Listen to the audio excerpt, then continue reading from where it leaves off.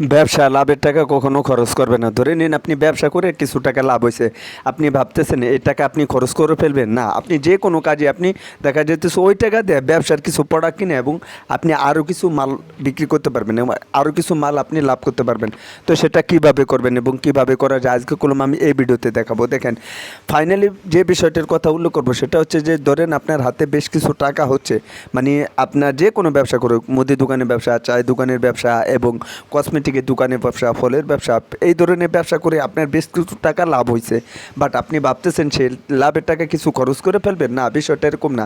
দেখেন, যখন আপনার কাছে 5 থেকে 10 হাজার টাকা থাকবে, ওই 10 হাজার টাকা দিয়ে কিংবা 5 হাজার টাকা দিয়ে যদি আপনি আরও কিছু প্রোডাক্ট কিংবা আরও কিছু মাল যদি কিনে যদি রেখে দেন আর ব্যবসা করেন, তাহলে দেখা যাচ্ছে ওখান থেকে আরও বেশ কিছু টাকা আপনার লাভ হবে। কিংবা এভাবে কলম আস্তে আস্তে আপনি কলম ব্যবসাগুলো অনেক দূর এগিয়ে নিয়ে যেতে পারবেন। অর্থাৎ বাংলা কথা বলতে গেলে আপনি ব্যবসার টাকা দিয়ে কলম আরও কিছু টাকা আপনি লাভ করতে পারবেন এবং ইনভেস্ট করতে পারবেন। যে কোনো ব্যবসায়ী দেখা যাচ্ছে আপনার কি অনেকে আবার বলতে পারেন, তাহলে কি আমরা খরচ করবো না, আমরা কি না খাই থাকবো, বাজার ঘাট এটা ওটা কেনাকাটা, হ্যাঁ কিনবেন। যেরকম যদি আপনার 1,000 টাকা লাভ হয়, তাহলে ওখান থেকে আপনি কিছু টাকা রাখবেন, ধরেন 500 টাকার মতন।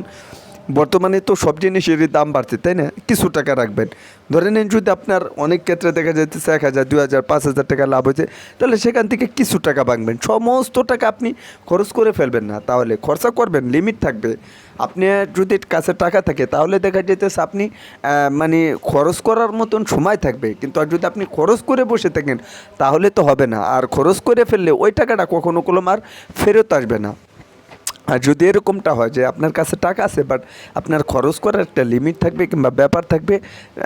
এখন দেখা যাচ্ছে আপনার 5,000 টাকা আছে আপনার কাছে, ধরে নিন এই 5,000 টাকাটা আপনি ভাবতেছেন আরও কিছু প্রোডাক্ট কেনার জন্য, আরও কিছু ব্যবসা করার জন্য, তাহলে দেখা যাচ্ছে ওখান থেকে আপনার কিছু লাভ থাকবে। আর আপনি যদি 5,000 টাকা দৈরেই খরচ করে ফেলেন, তাহলে দেখা যাচ্ছে ওই টাকাটা কখনও ফেরত আসবে না। সো বাংলা কথা বলতে গেলে আপনার কাছে যদি 5,000 টাকা না থাকে তাহলে তো শেষ। আর যদি 5,000 টাকা মাল কিনেও যদি ঘরে রেখে দেন, ব্যবসা করেন, তাহলে দেখা যাচ্ছে ওখান থেকে আপনি নিশ্চিতভাবে বলতে পারেন যে ওখান থেকে আপনার যে চালানটা থাকবে অর্থাৎ সেটা তো থাকবেই। আর লাভ যে পরিমাণ সীমিত লাভ হলেও তাতে কোনো অসুবিধা নেই। লাভের যে টাকাটা সেটা আপনি ওখান থেকে কিছু টাকা আর কিছু টাকা রেখে দিয়ে আপনি আর কিছু টাকা খরচ করে ফেললেন, তাতে কোনো অসুবিধা নেই। এভাবেই যদি আপনারা ব্যবসা করতে পারেন কিংবা এভাবেই যদি আপনারা যে কোনো ব্যবসা করে যদি টাকা ইনকাম করেন এবং টাকা লাভ করেন, তাহলে দেখা যেতেছে আপনাদের কোনো সমস্যা হবে না। অনেক ভাইরা কাছে কলম আমরা এই বিষয়টি কলম বুঝি না, যার কারণে না বোঝার কারণে এতে কলম আমাদের সাথে এই ধরনের ঘটনা ঘটে থাকে। অনেক ভাইরা আছে না, বলে যে ভাই আমি তো ব্যবসা করতেছি আমার টাকা থাকে না। অনেকে আছে বলে যে ভাই আমি তো ব্যবসা করতেছি কী হইতেছে বুঝতেছে না। অনেকে আছে ভাই মাস শেষে যে আমাদের একটা ইনকাম থাকে, লাভ থাকে, সেটা তো আমরা খুঁজে পাচ্ছি না। তো এইভাবে যদি আপনারা ব্যবসা করেন তাহলে দেখা যেতেছে আল্লাহর রহমতে আপনাদের ব্যবসা কোনো সমস্যা হবে না।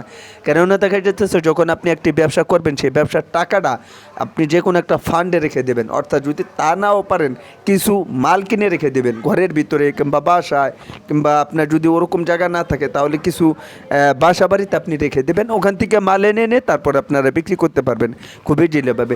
আজকে এই ভিডিওতে করলাম এই বিষয়টি নিয়ে ক্লিয়ার করার চেষ্টা করলাম। ভিডিওটি ভালো লাগলে একটি লাইক করবেন, নতুন হলে চ্যানেলটি সাবস্ক্রাইব করে আমাদের সাথে থাকবেন। ধন্যবাদ সবাইকে।